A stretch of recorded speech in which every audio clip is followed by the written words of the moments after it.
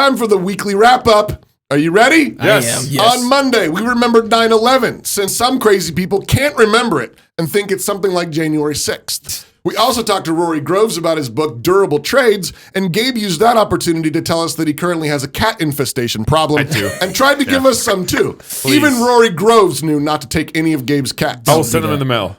On Tuesday, we got an important update from Davis Yuntz with Stand With Warriors. The Department of Defense acknowledged that they have not been following proper protocols with regard to religious exemption requests for service members. We were all completely shocked. It blew our minds. What is this world coming to? I mean, the next thing you know, someone's going to admit that ivermectin is useful treatment for COVID. It's already under study. Stop it, Gabe. It's too much for one show. We also talked to Rush Limbaugh's brother, David Limbaugh, he was a hoot. and now we know where he got it from. Or maybe better, now we know why he was always seemed a little worked up. David wrote a book on the resurrected Jesus with his daughter, defending Paul and his ministry against all his detractors, especially modern Christian ones who just want a nice Jesus and a gentle gospel that coddles sin and plays footsie with the darkness.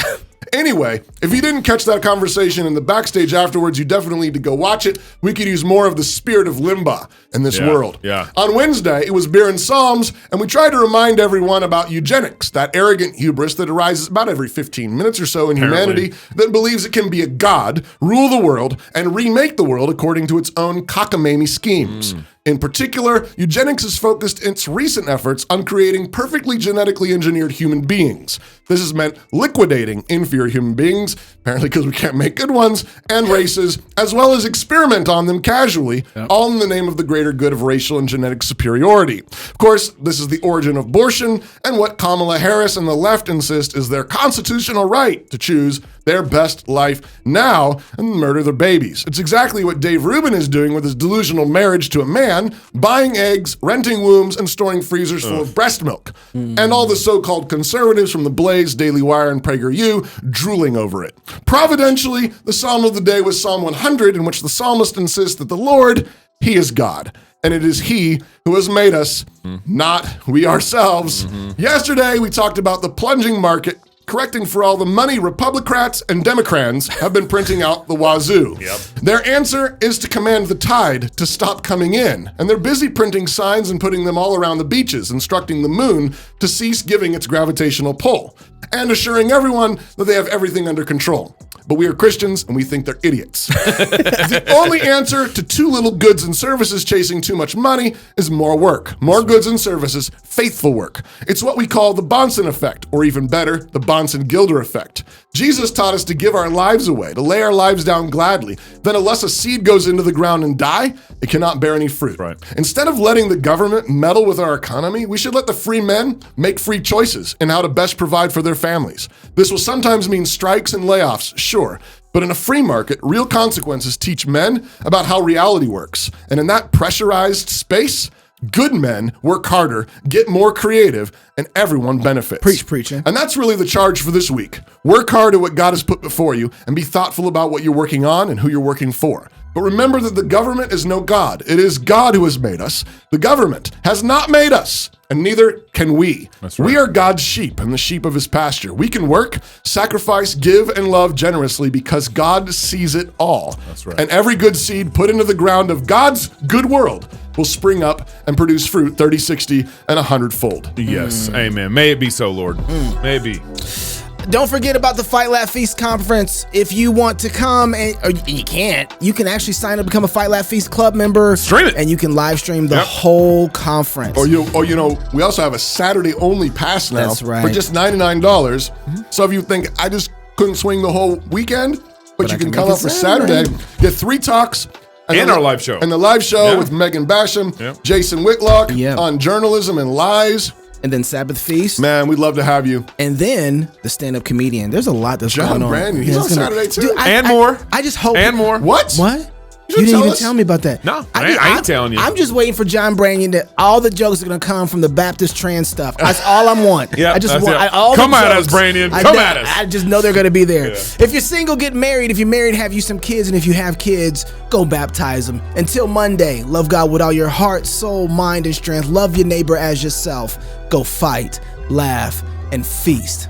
This is Cross Politics. Water break, Sunday night, Christian nationalism. Always pushing your own show, ain't you? Yes, sir. Okay, you know. I do this thing called Knox Unplugged. It's pretty good.